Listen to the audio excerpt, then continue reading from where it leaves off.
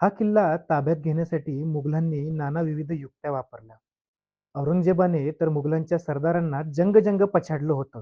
त्याचं कारण म्हणजे किल्ले रामशेज आपल्या ताब्यात यावा. प्रसंगी मुघलांनी मांत्रिकाचा आधार घेतला. मांत्रिकाकडून काही होत नाही म्हटल्यावर किल्ल्याच्या समोर असणाऱ्या डोंगरावरती एक लाकडी धमधमा बुरुज उभा केला. बुरुजावरनं किल्ल्यावरती तोफांचा मारा केला. प्रसंगी किल्ल्याच्या एका बाजूने भेद करून किल्ला ताब्यात घेण्याचा प्रयत्नही करून पाहिला.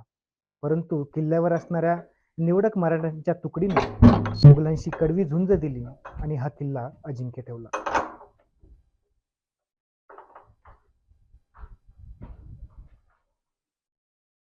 जय शिवराय.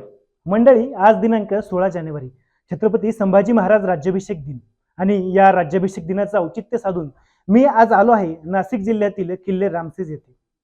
आजच्या दिवशी किल्ले रामसेज येथे येण्याचं प्रमुख कारण म्हणजे छत्रपती संभाजी महाराजांच्या जीवनातील एक सुवर्णपान हे किल्ले रामशेजच्या लढाईला वाहिले गेले.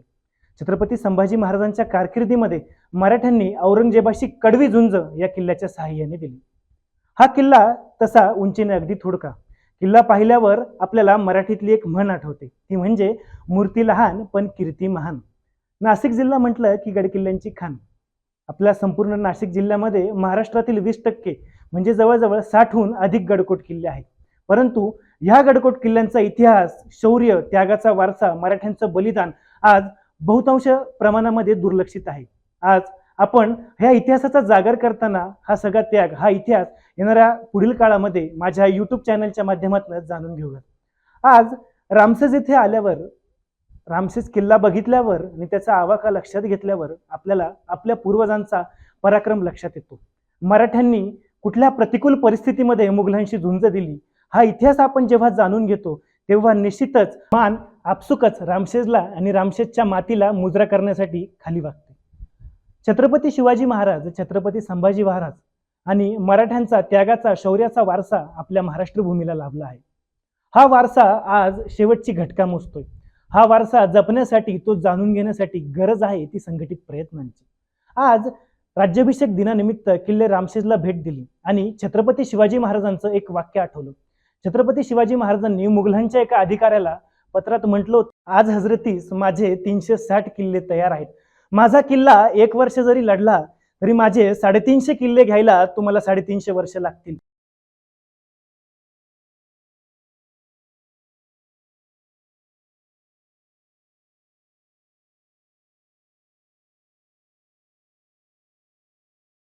किल्ले रामशेज हा ऐतिहासिक दृष्ट्या तर महत्वाचा आहेच, परंतु पौराणिक दृष्ट्या सुद्धा किल्ला हा महत्वाचा आहे.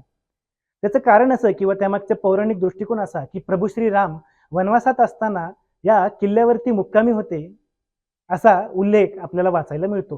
प्रभू श्री रामचंद्रांच्या पदस्पर्शानं आणि वास्तव्यानं पावन झालेली भूमी म्हणजेच रामसेज. छत्रपती संभाजी महाराजांच्या अगदी सुरुवातीच्या कारकिर्दीतली ही किल्ले रामशेजची लढाई. रामशेजला आल्यावरती आपण साहजिकच म्हणतो की किल्ले रामशेज म्हणजे मूर्ती लहान पण कीर्ती महान. रामशेजवर आज थोड्या बहुत प्रमाणात आपल्याला अवशेष पाहायला मिळतात. हे अवशेष आज शेवटची घटका मोजतायत. किल्ल्यावरती दरवाजा, दोरखिडकी, त्यासोबतच चुन्याचा घाणा, गडदेवतेचं मंदिर, किल्ल्याचं विस्तृत असे पठार आपल्याला पाहायला मिळतं. हा किल्ला नाशिकपासून अवघ्या हाकेच्या अंतरावरती आहे. किल्ल्यावरून आपल्याला संपूर्ण नाशिक आणि परिसराचं दर्शन होतं. अगदी अर्ध्या दिवसात आपल्याला किल्ल्याची भटकंती करता येते. किल्ला उंचीने जरी छोटा असला तरी किल्ल्यावरील पराक्रम हा निश्चितच मोठा आहे. बादशाह औरंगजेबाने मराठ्यांच्या विरुद्ध उघडलेली मोहीम ही किल्ले रामशेजने थोड्या बहुत प्रमाणात का होईना पण परतून लावली. म्हणजेच पहिल्याच मोहिमेला बादशहाला इथे मराठ्यांनी फार मोठ्या प्रमाणात प्रतिकार केला. हा किल्ला म्हणजे मराठ्यांच्या शौर्याचं एक प्रतीकच. मार्च 1682 मध्ये मुघलांनी किल्ल्याला वेढा दिला. किल्ल्याचा संपूर्ण घेरा जर आपण बघितला तर 4.5 ते 5 किलोमीटर अंतराचा किल्ल्याचा घेरा आहे.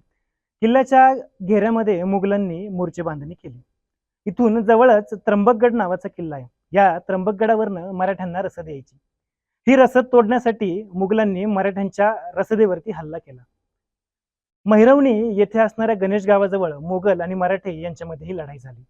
मानाजी मोरे, रुपाजी भोसले हे मराठ्यांच्या सरदारांनी मोगलांचा प्रतिकार केला.